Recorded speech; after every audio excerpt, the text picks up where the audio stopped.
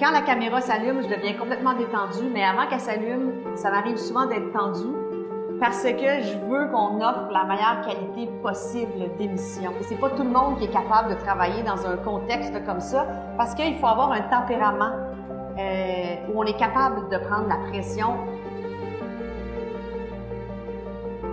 Je m'appelle Julie Snyder, je suis la mère de Thomas, 15 ans, de Romy, qui a maintenant 12 ans, et de Coconut, qui a 4 ans et demi. Je suis animatrice et productrice de télévision. En fait, je ne faisais pas d'angoisse en voiture jusqu'à ce que j'ai un grave accident en 2019. J'ai eu une voiture de location vraiment pas chère, une petite voiture. Donc, on s'en allait tranquillement vers 11 heures, une belle journée ensoleillée, pas de pluie, vraiment relax. C'est ma collègue qui conduisait. Il y avait une voiture dans l'accotement de droite. Donc, ma collègue s'est assise dans la voie de gauche. Mais la voiture qui était sur l'accotement, plutôt que de reprendre la voie de droite, a décidé de tourner à gauche et de s'immobiliser devant nous. On n'avait aucune chance de l'éviter. J'ai pas vu ma vie défiler devant moi, mais j'ai juste vu une photo comme en noir et blanc de mes enfants qui s'est croisée. Après l'accident, ça a été terrible. J'ai pas été capable de reprendre le volant pendant plusieurs semaines. Premièrement parce que j'avais 2 fractures, mais j'ai fait des petits bouts de route. Après ça, je suis allée sur l'autoroute, puis j'étais vraiment en choc post-traumatique.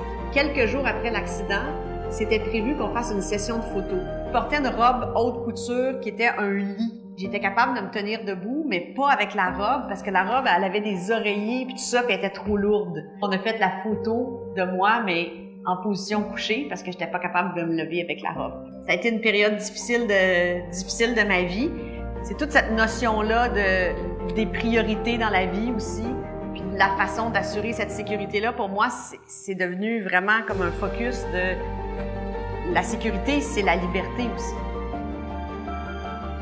La première fois que j'ai repris le volant, c'était dans la Volvo.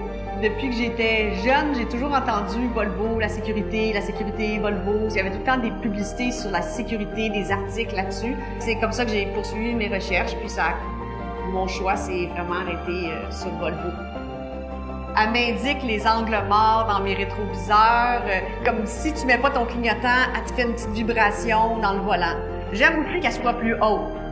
Donc ça, je me sens plus protégée. J'ai conduit, là, pendant les vacances de Noël jusqu'à Charlevoix, puis il y a la grande côte de Beaupré, là. Quand j'ai vu la grande côte avec la tempête de neige, j'ai fait comme, OK, on parle plus, maman se concentre. Ça a super bien été. La Volvo est tellement intelligente que n'importe quoi que tu fais, c'est comme si elle conduisait avec toi. Donc, j'essaye de pas prendre d'autres voitures que ma Volvo. La notion de sécurité, c'est pas juste sur la route, mais il faut d'abord assurer notre sécurité physique et notre sécurité émotive. Pour les 20 prochaines années, j'aimerais ça remplacer l'anxiété et augmenter la sérénité.